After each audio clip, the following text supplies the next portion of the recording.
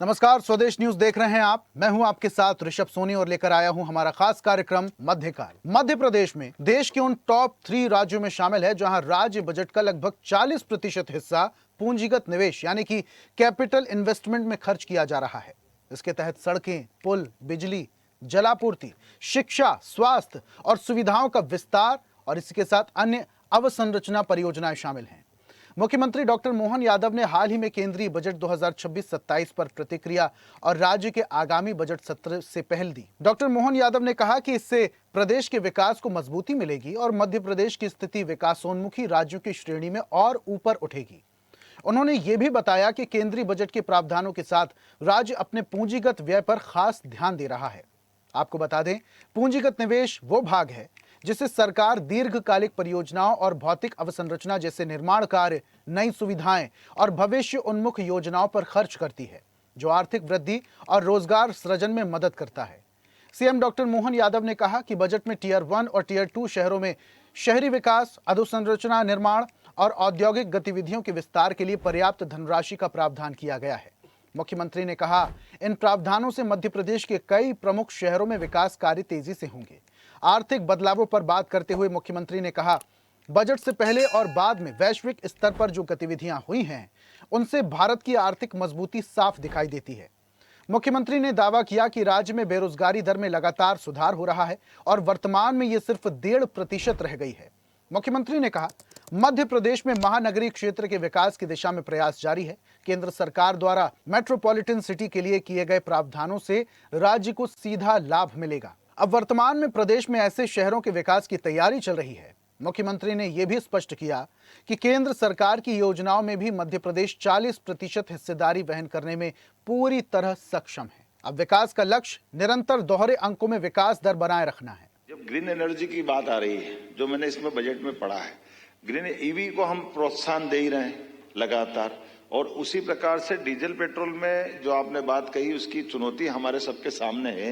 लेकिन राज्य के संसाधन के बलबूते पे, जैसे मैंने कहा कि वित्त आयोग ने कहा है कि जो जितनी जीडीपी देगा उस ढंग से टैक्स मिलेंगे, तो हमारी वित्तीय तरलता के लिए हमारे अभी आय के जो स्रोत है उनको हम नजरअंदाज नहीं कर सकते। लेकिन सने सने हम इस पे कट लगाते हुए आने वाला बजट जब हमारा 18 तारीख को आएगा फरवरी में, तो इसमें हम काफी हद तक इसके निराकरण करेंगे। आज मध्य प्रदेश के अंदर की स्थिति अगर देश के संदर्भ में कहूं तो देश के अंदर हमारे राज्य की आर्थिक ताकत के बलबूते पर जो सर्वाधिक 3 राज्य हैं, जिन 3 राज्यों के अंदर हमारे बजट का 40% के आसपास का हिस्सा पूंजीगत निवेश में लग रहा है, उसमें मध्य प्रदेश है। ये हमारे लिए बड़ी बात है। बेरोजगारी की दर सबसे ज्यादा कम होने वाले राज्यों में मध्य प्रदेश हो गया है। आज की स्थिति में 1 से 1.5% के आसपास हमारी बेरोजगारी रह गई, और आबादी में हम देश के सबसे ज्यादा आबादी वाले 5 राज्यों में से एक है। तो ये जो प्रगति हो रही है, धीरे धीरे सभी प्रकार के सेक्टर में रोजगार जो मिल रहा है, काम मिल रहा है, खेती के काम धंधे के लिए एजुकेशन का एरिया भी बढ़ा और बाकी काम भी हो रहे हैं, ये उसी का उत्तर मिलेगा। तो देश के टॉप 3 प्रदेशों में मध्य प्रदेश अब शुमार हो चुका है। इस पर हम परिचर्चा करेंगे। कुछ मेहमान हमारे साथ जुड़ रहे हैं। अर्थशास्त्री हैं हमारे साथ पिंकी श्रीवास्तव जी। पिंकी जी, आपका भी बहुत स्वागत करता हूं। उद्योगपति के तौर पर दीपक भंडारी हमारे साथ जुड़ रहे हैं। दीपक जी, आपका भी बहुत स्वागत। और वरिष्ठ पत्रकार के तौर पर भूपेंद्र सुल्लेरे हमारे साथ जुड़े हैं। भूपेंद्र जी, आपका भी बहुत स्वागत करता हूं। और इस परिचर्चा की शुरुआत दीपक जी मैं आपसे ही करता हूं। दीपक जी, मध्य प्रदेश सरकार को अगर देखें तो जो टैक्टिक अपनाई जा रही है कि पूरे देश से, पूरी दुनिया से निवेश किस तरीके से मध्य प्रदेश में आ सके, क्योंकि हमारे पास ना लैंड की कमी है, ना हमारे पास संसाधनों की कमी है, और ना ही हमारे पास ह्यूमन रिसोर्सेज की कमी है। ये तमाम चीजें हैं। तो सरकार ये जो पहल कर रही है, कभी ग्लोबल इन्वेस्टर समिट के जरिए, रीजनल इन्वेस्टर समिट के जरिए निवेश लाने की कोशिश, और अब तो मध्य प्रदेश टॉप 3 राज्यों में शुमार हो चुका है। इसको लेकर क्या कहेंगे? क्या ये जो पूंजीगत निवेश को लेकर सरकार प्रयास कर रही है, ये प्रयास सार्थक दिखाई देते हैं? दीपक जी। लेकिन समय के साथ ही प्रयास सार्थक दिखाई देंगे, लेकिन प्रयास हो रहे हैं ये सभी लोग देख रहे हैं, और प्रयास पूरी ताकत के साथ हो रहे हैं। ये शासन और प्रशासन दोनों के लेवल पे हो रहे हैं। और अभी आप देखिए, जब से 2014 से मोदी जी की गवर्नमेंट बनी है, उसके बाद से सभी राज्यों में आपस में होड़ है कि किसमें ज्यादा इन्वेस्टमेंट आए, और पूरी दुनिया का अभी जो नजर है वो इंडिया की तरफ है। आपने देखा कितने एफटीए हुए हैं, अभी पूरे इंडिया के साथ ही हो रहे हैं ज्यादातर देश विश्व के। यूरोपियन यूनियन जोड़े तो 29 देश, वो 10 बाल्टिक देश और उसके अलावा भी काफी सारे जो एफटीए हुए हैं वो सारे इंडिया के साथ हुए हैं। तो इंडिया के अंदर जो राज्यों की प्रतिस्पर्धा है उसमें मध्य प्रदेश ने अच्छी लीड ली है, क्योंकि पहले सिर्फ गुजरात, महाराष्ट्र, तमिलनाडु या कर्नाटक इन्हीं राज्यों का जिक्र किया जाता था।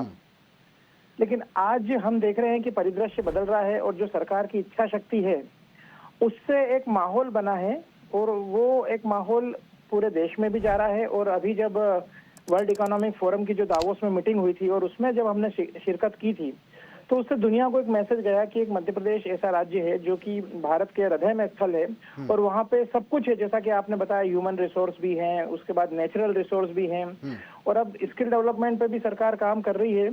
तो वो सारी पॉजिटिविटी देखते हुए आने वाले समय में बहुत सुपरिणाम हमें देखने को मिलेंगे, ऐसा मुझे लगता है। आने वाले समय में बेहतर परिणाम देखने को मिलेंगे। पिंकी जी का मैं रुख कर लेता हूँ। पिंकी जी, दीपक जी को सुन रहे थे आप, उनका कहना है कि आने वाले वक्त में परिणाम मिलेंगे, लेकिन जो प्रयास सरकार कर रही है, अभी पूंजीगत निवेश को लेकर सरकार एड़ी चोटी का जोर लगा रही है, किस तरीके से मध्य प्रदेश में इन्वेस्टमेंट आए, उद्योगपति इंटरेस्टेड हो, क्योंकि हमारे पास किसी चीज की कमी नहीं है। सरकार के इन प्रयासों को कैसे देखती हैं पिंकी जी? आपका प्रयासों की तो बहुत ही सराहना की जानी चाहिए इस समय कि सरकार इस दिशा में सोच रही है। एटलीस्ट आपको आवाज आ रही है ऋषभ जी मेरी? सुन पा रहे हैं प्लीज? हाँ जी जी। तो जैसा दीपक जी ने भी कहा कि सरकार प्रयास कर रही है, ये बहुत बड़ी बात है। लेकिन अब मुझे ऐसा लगता है कि अब हम बहुत ही एक स्टार्टिंग वाले फेज में नहीं है। 2014 से लेके आज तक अगर हम देखें तो हमने करीब 10 सालों का सफर इसी सरकार ने, इवन हमारे मध्य प्रदेश में तो हमेशा ही बीजेपी की सरकार रहती है और सरकार के पास ही पूरे पावर्स होते हैं हमारे प्रदेश को डेवलप करने के। सरकार का ये व्यू कि हमें कैपिटल फॉर्मेशन की तरफ ध्यान देना है या पूंजीगत जो ढांचे हैं उनको विकसित करने की तरफ ध्यान देना है। बहुत सारे प्रोग्राम्स रोज होते हैं जहां महिलाओं के लिए बात की जाती है, लेकिन कहीं ना कहीं मुझे जो एक गैप दिखाई देता है कि हम जितनी बड़ी बड़ी आईटी कंपनीज को लाना चाहते हैं या बहुत बड़ा इन्वेस्टमेंट हम इंडस्ट्रीज में जो चाहते हैं, वहां कहीं ना कहीं हम पीछे हैं। क्योंकि मैं अभी इंदौर में, मेरा तो पूरे बचपन से लेकर आज तक मैं इंदौर में ही रही हूँ। पीथमपुर, सांवे रोड और इस तरफ के जितने भी अपने डेवलपमेंट्स हैं वो सब हमने देखे हैं जी। तो ये सारा डेवलपमेंट हमने देखा है, लेकिन जिस लेवल का डेवलपमेंट हम हैदराबाद साइड में देखते हैं, बेंगलोर साइड में देखते हैं, तो वहाँ जो डेवलपमेंट है उसके पीछे की जो वजह है कि जो विकास हुआ है, जो डेवलपमेंट हुआ है, जो इंफ्रास्ट्रक्चर बना है, वो इंफ्रास्ट्रक्चर बहुत ही इस बात को ध्यान में रख के बनाया गया है कि हमें इंटरनेशनल कंपनीज को अपनी तरफ अट्रैक्ट करना है। और अट्रैक्ट करने की जरूरत ही नहीं पड़ती है, क्योंकि कंपनीज को जहां पे भी अपने लिए एकदम बढ़िया सारा जमा हुआ दिखता है तो कंपनीज ऑटोमेटिकली जाके वहां पे अपना प्लांट जो है वो डाल रही है या वहां पे अपनी कंपनीज डाल रही है। पिंकी जी, हाँ जी, आईटी पार्क एक बड़ी वजह हो सकते हैं। जी जी जी बिल्कुल। आईटी पार्क वगैरह में भी हम काम करने की कोशिश कर रहे हैं, लेकिन आप देखिए ऋषभ जी, हम उतने बड़े बड़े आईटी पार्क नहीं ला पा रहे हैं। जितनी बड़ी हमारे आईटी पार्क की 1 या 2 बिल्डिंग्स हैं और जिनको हम दिखाने की कोशिश करते हैं, उनसे कई गुना ज्यादा अच्छा जो इंफ्रास्ट्रक्चर है वो दूसरी जो स्टेट्स है वहां पे दिया गया है। तो मैं यहाँ क्रिटिसाइज नहीं करना चाहती मैं यहाँ सरकार का ध्यान आकर्षित करना चाहती हूँ कि जिस तरीके से हमारे यहाँ, अब मैं सीधे बोल दूं, अगर तो किसी को बुरा ना लगे तो मैं सीधे बोलना चाहूंगी यहाँ पे कि जिस तरह से आप कभी मेट्रो बनाते हैं, फिर उसके बारे में आप बोलते हैं कि ये इन्वेस्टमेंट फालतू चला गया, फिर आप किसी चीज को BRTS बनाते हैं, फिर उसको तोड़ते हैं, फिर वापस से उसके ऊपर आप मेट्रो बनाने की कोशिश करते हैं। ये सब चीजें जो है ना, वो कहीं ना कहीं आपका जो स्टेट है उसकी सिंसियर एक अप्रोच को प्रभावित करता है। हम पीने का पानी नहीं दे पा रहे हैं लोगों को, ये एक सिंसियर अप्रोच को प्रभावित करता है। आपके प्रयास, आप कितना भी कैपिटल इन्वेस्टमेंट करने से कुछ नहीं होगा। You have to give the full fledged facilities to the entrepreneurs. आपको पूरे एंटरप्रेन्योर्स को पूरे दुनिया में ये बात जानी चाहिए कि हाँ, यहाँ पे बड़े एक पर्टिकुलर पोर्शन है जिसको पूरी तरीके से ऐसे डेवलप किया गया है कि कोई भी आईटी इंडस्ट्री आ जाए और कल से वो अपना काम शुरू कर सकती है। अच्छा, तो थोड़ा सा हमारे जो मुख्यमंत्री जी हैं उनसे मैं ये कहना चाहूंगी कि थोड़ा प्रोफेशनलिज्म लाएं कृपया अपने कार्यों में, तो शायद ज्यादा अच्छे से वो काम कर पाएंगे और ज्यादा अच्छे रिटर्न्स मिल पाएंगे। पिंकी जी, देखिए, बजट बहुत ज्यादा महत्वपूर्ण होता है हमारे देश में, चूंकि अर्थशास्त्री के तौर पर हमारी जनता को आप बहुत बेहतर तरीके से समझा पाएंगी कि पैसा जो है, हाँ। जो मनी है, उसका फ्लेक्सिबिलिटी और फ्लक्चुएशन को बेहतर तरीके से समझा पाएंगी। अभी हाल ही में जो बजट गया था 4 लाख करोड़ से ज्यादा का बजट था।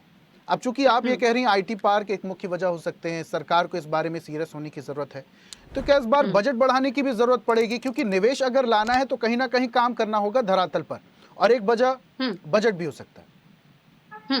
बजट तो बहुत बड़ी वजह है ना ऋषभ जी। आप जितना भी आपके पास पैसा है, आप आखिर उसी में से खर्च करेंगे। तो आपने फिर वंस अगेन मैं माफी मांगते हुए ही बोलना चाहूंगी कि आपने तो फ्री में बांटने की इतनी सारी योजनाएं बना के रखी हुई हैं, तो आप अगर डोनेशन ही देते रहेंगे, चैरिटी में ही लगे रहेंगे, तो कैसे करेंगे आप हमारा विकास? आर्थिक विकास के लिए जो आप कैपिटल चाहते हैं, जो बजट चाहते हैं, तो आपको कहीं ना कहीं कुछ कड़े कदम उठाने पड़ेंगे, कहीं ना कहीं कुछ जो फ्री में बंटने वाली योजनाएं हैं उनको आपको रोकना पड़ेगा। उसके बदले में आपको बजाय सभी के खातों में डायरेक्ट पैसा डालने के, आप उनको रोजगारोन्मुख कुछ काम करने के लिए प्रेरित करिए। उनको काम के बदले में आप पैसा दीजिए, तो वो कहीं ना कहीं आपके बजट को भी हेल्प करेगा। आपने कोई चीज महिलाओं से बनवाई है और उसको आपने कुछ प्लस करके सेल किया है कहीं पर, तो केवल दिखावा ना रहे, या हम केवल भाषणबाजी या बयानबाजी ही करते ना रह जाए। एक सिंसियर अप्रोच, एक सिस्टमैटिक अप्रोच अगर लेके चलेंगे तो जरूर बहुत अच्छा प्रदर्शन हम कर सकते हैं। क्योंकि हमारी जो मध्य प्रदेश की भूमि है, यहाँ पे हर तरह का रिसोर्स भरपूर और प्रचुर मात्रा में उपलब्ध है। यहाँ का लेबर कहीं जाना नहीं चाहता,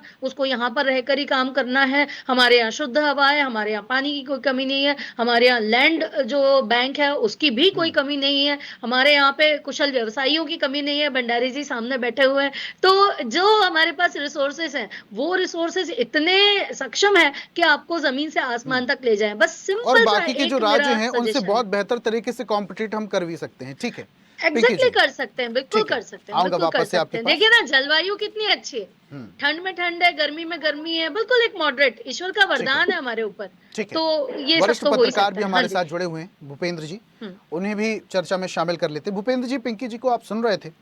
अब माना कि बेरोजगारी दर में हम सबसे निचले पायदान में हैं, लेकिन अगर रोजगार लाना है, निवेश लाना है, तो सरकार को सीरियसली होकर काम करना पड़ेगा। भले ही हम बजट कितना ही बड़ा कर क्यों ना ले आए, लेकिन लोगों को फ्री की योजनाएं देने से बेहतर है कि रोजगार में लगाकर उन्हें उद्योग धंधे की तरफ प्रोत्साहित करना होगा। ये कहना है पिंकी जी का, क्या कहेंगे सर? देखिए, इस विषय पे कई बार चर्चा कर चुके हैं कि अब जो बजट है उनका जो घाटा है वो लगातार बढ़ रहा है, और इसके कारण फ्री वीज योजना के तहत, लेकिन राजनीति की ये एक चरम सीमा पहुंच चुकी है कि राजनीति की सत्ता की वापसी भी फ्री वीज से ही हो रही है। हमने इसका नवाचार देखा है 2018 में मध्य प्रदेश सरकार से, क्योंकि उन्होंने लाडली बहना योजना लागू की, उसके बाद सारी स्टेटों ने लागू किया, और मैंने उसका परिणाम बिहार के चुनाव में भी देखा। तो इससे पता है कि उसका बजट का लगभग 30 से 32% इसी में खर्चा हो रहा है, और कई स्टेटों की तो बुरी हालत है। मध्य प्रदेश की भी अच्छी हालत नहीं कह जा सकती। देखिए, हम केंद्रीय बजट का जो 1 अप्रैल में हुआ, उसमें भी पूंजीगत तो निवेश इंफ्रास्ट्रक्चर में डिपेंड किया गया है। वो दीर्घकालिक डिपेंड होता है और दीर्घकालिक बजट होता है। उसके बाद उसकी योजनाओं का क्रियान्वयन में काफी टाइम लगता है, लेकिन इनपुट स्थायित्व रूप से मिलता है। इसी तरह से देखिए, 4.25 लाख रुपए का लाख करोड़ का बजट रहता है मध्य प्रदेश सरकार का, पिछली बार था 25-26 में, और इस बार की जो अंशदान केंद्रीय कर के रूप में है वो लगभग 1.25 लाख करोड़ मिल रहा है। अब इसके बाद भी मान लें तो 700 से 800 करोड़ रुपए जो पिछले वर्ष के हिसाब से 16वें वित्त आयोग में कमी पाई गई है। तो ये जो रिसोर्सेज तो बढ़ाने पड़ेंगे, लेकिन अगर सरकार 40% अपना पूंजीगत का निवेश कर रही है अपना जो राज्य के रूप में, तो वो दीर्घकालिक निवेश कहलाएगा। उस दीर्घकालिक निवेश में वो बजट में कितना कर रही है, एफडीआई का प्राइवेट निवेश कितना हो रहा है, इसको भी समझना होगा। तो अगर वो निवेश होगा तो निश्चित रूप से देखिए, सरकारी नौकरियां है नहीं तो प्राइवेट नौकरियां मिलेंगी, सिंचाई में, इंफ्रास्ट्रक्चर में, आईटी एआई सेक्टर में काफी कुछ निवेश बढ़ेगा, जिसके कारण राज्य विकास विकसित होने की सीमा में बढ़ेगा। माफ कीजिएगा भूपेंद्र जी, मैं आपको बीच में टोक रहा हूं, लेकिन सरकार बजट का एक बहुत बड़ा हिस्सा आधारभूत संरचना के लिए खर्च करने जा रही है, तो कहीं ना कहीं सरकार सीरियस तो है। देखिए, मैं आपको वही बताया हूँ कि 26-27 का जो केंद्र ने बजट किया है उसके अनुरूप ही मध्य प्रदेश सरकार बात कर रही है। जो केंद्र का बजट आया वही भी बेसिक इंफ्रास्ट्रक्चर के ऊपर ही आया है, उसी की तरह ही काम करने जिस तरह से आज उन्होंने कहा है कि अपने बजट में जो 16 फरवरी को रखेंगे वो उसी बेसिक, लेकिन बेसिक इंफ्रास्ट्रक्चर में देखिए क्या है कि जो हमारी केंद्र की जो देनदारियां होती हैं और वो देनदारी के रूप में जो हमें टैक्स जीएसटी के रूप में मिलता है वो लगभग 1.25 करोड़ रुपए है मध्य प्रदेश का, जो कि 700 से 800 करोड़ में पिछले वर्ष से कम मिला है। तो अपनी जो सीमाएं हैं उनको रिसोर्सेज को बढ़ाना पड़ेगा सरकार को। ये भी एक चुनौती है, आप इसको सरल नहीं समझें, लेकिन अगर ये पूंजीगत को अगर निवेश करती है सरकार, तो ये दीर्घकालिक निवेश कहलाता है, जिसमें इंफ्रास्ट्रक्चर तैयार होता है और जो कई पीढ़ियों को बाद में फायदा मिलता है। अब आप देखें कि जिस बजट के रूप में जिस तरह से अभी पूर्व में कहा है कि हम पानी भी उपलब्ध नहीं कर रहे, इंदौर की घटना देखिए कि हम बेसिकली इसके रूप में काम नहीं कर पा रहे हैं और हम यहाँ पे रोजगार भी हमको देना है, क्योंकि हमारी आबादी लगभग 8 करोड़ के लगभग है और सबसे ज्यादा हमको रोजगार के रूप में लोगों को सृजन करना है। तो इसके लिए सरकार ने बहुत से प्रयास किए इन 2 सालों में मोहन सरकार ने, और लगभग 22 साल से सरकार है बीजेपी में और डबल इंजन की सरकार, उनको भी उसके फायदे। तो एग्रीकल्चर के रूप में भी क्योंकि एग्रीकल्चर का जीडीपी में लगभग 18% योगदान है और जिसके तहत हम देखें तो उसका हमारे यहाँ मध्य प्रदेश में भी एग्रीकल्चर बहुत, और उसमें नए नए नवाचार भी हुए हैं। तो निश्चित रूप से क्योंकि मध्य प्रदेश ने इस क्षेत्र में भी बहुत से उपयोग किए हैं और उनको लगातार केंद्र सरकार से राष्ट्रीय पुरस्कार भी मिले हैं। तो हम ये मानते हैं कि जिस तरह से निवेश की सीमा को बढ़ा रही है सरकार, वो एक अच्छा निवेश है, उससे रोजगार सृजित होंगे और लोगों को ये समझ में आएगा कि गवर्नमेंट जॉब की जगह प्राइवेट सेक्टर में नौकरी करना चाहिए। और हमको खुद जैसे स्टार्टअप की भी संभावना बहुत ज्यादा है, इससे स्टार्टअप जो लगभग 6000 स्टार्टअप मध्य प्रदेश में चल रहे हैं और उनकी सीमा और बढ़ेगी, जिसके कारण का होगा कि स्वावलंबन लोग दूसरों को भी रोजगार देंगे और हमारी जो पारंपरिक जो ट्रेडिशनल जो हमारी चीजें हैं जो विलुप्त हो रही थी, वो भी स्टार्टअप के तहत बढ़ेगी। और इसमें प्रधानमंत्री जी का भी विशेष ध्यान रहा है कि हमारे स्टार्टअप जो हैं उनको निश्चित रूप से बढ़ाया जाए। तो इसके कारण हम कह सकते हैं। दूसरी बात सबसे महत्वपूर्ण ये है कि जो नगरीय क्षेत्र है और जो हमने जब सरकार आई थी 2014 में, तो उन्होंने 1000 स्मार्ट सिटी बनाने की बात कही थी। उस स्मार्ट सिटी के अगर हम आज के परिप्रेक्ष्य में बात करें तो वो काफी कुछ पिछड़ गया है वो प्रोजेक्ट, और वो स्मार्ट सिटी का प्रोजेक्ट अब नहीं रह पाया। तो उसकी जगह उन्होंने दूसरे प्रोजेक्ट के रूप में उन्होंने पैसा की एक बहुत बड़ी कमी थी। उसके लिए इस बजट में केंद्र ने लगभग 1000 करोड़ रुपए के बॉन्ड अगर नगर निगम जारी करती है नगर पालिका, तो वो 100 करोड़ का अनुदान देंगे। तो ये एक अच्छी पहल की गई है, जिसके कारण क्या है कि नगरीय क्षेत्र का जो दबाव है वो बढ़ेगा, मतलब कि उसके विकास की दरें बढ़ेंगी। उनमें बहुत सी योजनाएं होती हैं जो नगरीय क्षेत्र से चलती है और वो बेसिक जनता से जुड़ी हुई योजनाएं होती हैं।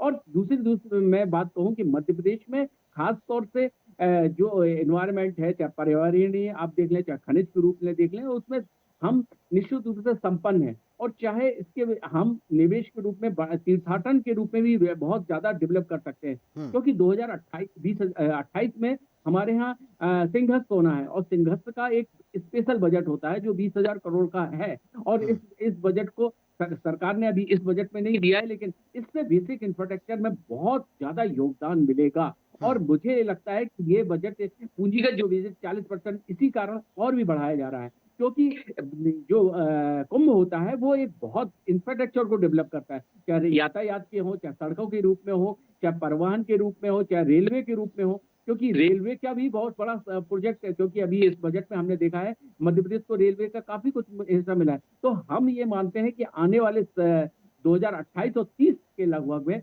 मध्य प्रदेश बहुत बड़ा विकसित श्रेणी में आने वाला राज्य कहलाएगा, क्योंकि उसके साथ एक बहुत बड़ा, क्योंकि जो एक कुंभ का भी एक बेसिक मिल रहा है और सरकार जिस तरह से तीर्थाटन को डेवलप कर रही है, तो वहाँ के लोगों के पलायन को रोक रही है और जिससे प्रति व्यक्ति आय भी बढ़ेगी और जिसके कारण एक मध्य प्रदेश मैं मानता हूँ तो कुल मिला के संसाधनों की तो कोई कमी नहीं है मध्य प्रदेश में। निवेश को लेकर सरकार जिस तरीके से काम कर रही है, बहुत जल्दी उसके बखूबी परिणाम भी देखने को मिलने लगेंगे। दीपक जी मैं रुक कर लेता हूँ। दीपक जी, भूपेंद्र जी को आप सुन ही रहे थे।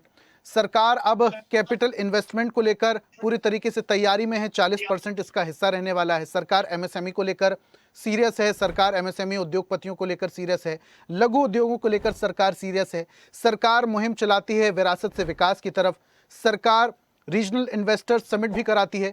कुल मिलाकर मध्य प्रदेश में निवेश किस तरीके से आए, भरसक प्रयास किए जा रहे हैं। अभी भले ही हम बेरोजगारी में निचले पायदान पर हैं, लेकिन मध्य प्रदेश से बेरोजगारी पूरी तरीके से खत्म हो जाए, सरकार को और क्या कड़े प्रयास करने होंगे? देखिए, आप बता रहे हैं कि बेरोजगारी में हम निचले पायदान पे हैं और ग्रोथ में हम टॉप 3 में आ गए हैं। लेकिन वास्तविक परिस्थितियां क्या जो आप बता रहे हैं वैसी है? क्योंकि हम अगर गुजरात से बात करें तो वहां पे मल्टी लॉजिस्टिक हब उन्होंने बनाया धोलेरा में। हमारा लैंडलॉक स्टेट है और हम वैसा अगर हब बनाते हैं तो हमें उसके बारे में विचार करना चाहिए, क्योंकि अभी सिंगापुर और दुबई का मैं हमेशा जिक्र करता हूं कि पूरे वर्ल्ड के फाइनेंशियल ट्रांजैक्शन वहां से होना शुरू हो गए हैं। तो क्या हम गिफ्ट सिटी जैसा एक यहाँ पे बनाते हैं? क्योंकि आज स्मॉल स्केल से लेके बिग कारपोरेट हाउस तक सारे अलग अलग करेंसी में ट्रेड करते हैं, और जब हमारा डॉलर पे झगड़ा चल रहा है ट्रम्प साहब के साथ, तो क्यों ना हम इस प्रकार से एक पेमेंट गेटवे बनाएं जो कि गिफ्ट सिटी जैसे गुजरात में बनाया। तो आज वहां पे कितने ट्रिलियंस ऑफ डॉलर का काम शुरू हो गया है। आज सिंगापुर और दुबई सरकार भी एक सोच में है कि यार ये लोग क्या कर रहे हैं इंडिया में। और मध्य प्रदेश बहुत बड़ा है। आज जो ग्रोथ की हम बात कर रहे हैं, मुझे लगता है कि 4-5 जो शहर हैं, बड़े शहर हैं, और मुख्य रूप से इंदौर जो औद्योगिक शहर है, वहां तो हम देख रहे हैं। लेकिन आज भी जो 55 जिले मध्य प्रदेश में, जैसा कि भूपेंद्र जी ने बताया कि 6000 स्टार्टअप है और 8 से 10 लाख के करीब एमएसएमई है। आज वो एमएसएमई क्या आगे बढ़ रही है, या जो पुरानी एमएसएमई है वो तकलीफों की वजह से बंद हो गई है? कोरोना में बहुत सारी यूनिट बंद हो गई, बहुत सारी यूनिट फाइनेंस की वजह से जूझ रही है। केंद्र सरकार की, राज्य सरकार की बहुत सारी योजनाएं हैं, लेकिन बैंक कॉर्पोरेट बिल्कुल भी नहीं करते, बिना कोलेटरल के वो बात भी नहीं करते हैं। तो क्या इन चीजों पे ध्यान दिया जा रहा है? अगर हम रोजगार में सबसे नीचे खड़े हैं, तो अगर हम एमएसएमई को और स्टार्टअप को इस प्रकार से सहयोग करें, तो क्यों नहीं हम स्वरोजगार का निर्माण कर सकेंगे?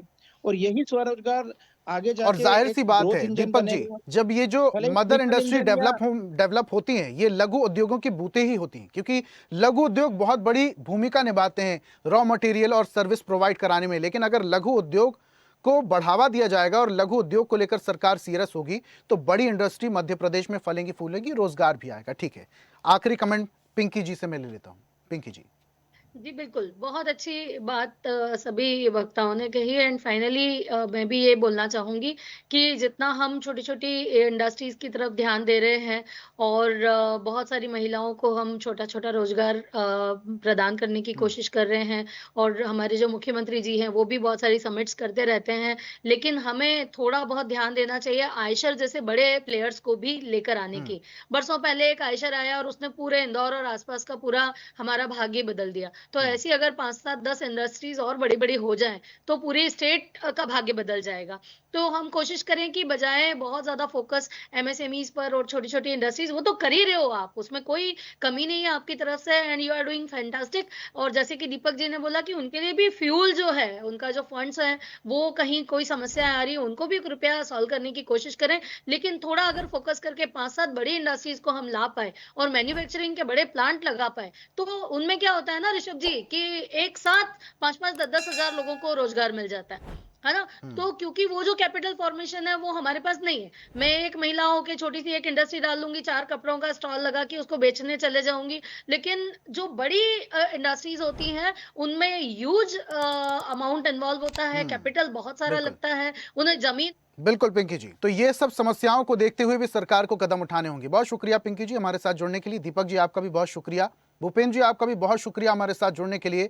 मध्यकाल में आज हम चर्चा कर रहे थे, देश के टॉप 3 में मध्य प्रदेश शुमार हो चुका है और निवेश को पूरी तरीके से प्रोत्साहित करने के लिए निवेश को किस तरीके से प्रदेश में लाया जाए और बेरोजगारी को जड़ से खत्म किया जाए, सरकार इसको लेकर प्रयास कर रही है। ये प्रयास बखूबी जमीनी स्तर पर दिखाई देने लगे हैं। मध्य चर्चा में फिलहाल इतना ही। देखते रहिए स्वदेश न्यूज, सबसे पहले देश। और ऐसी ही ताजा खबरों के लिए लाइक, फॉलो और यूट्यूब पर सब्सक्राइब कर बेल आइकन जरूर दबाइए और हर अपडेट के लिए विजिट कीजिए स्वदेशलाइव.com।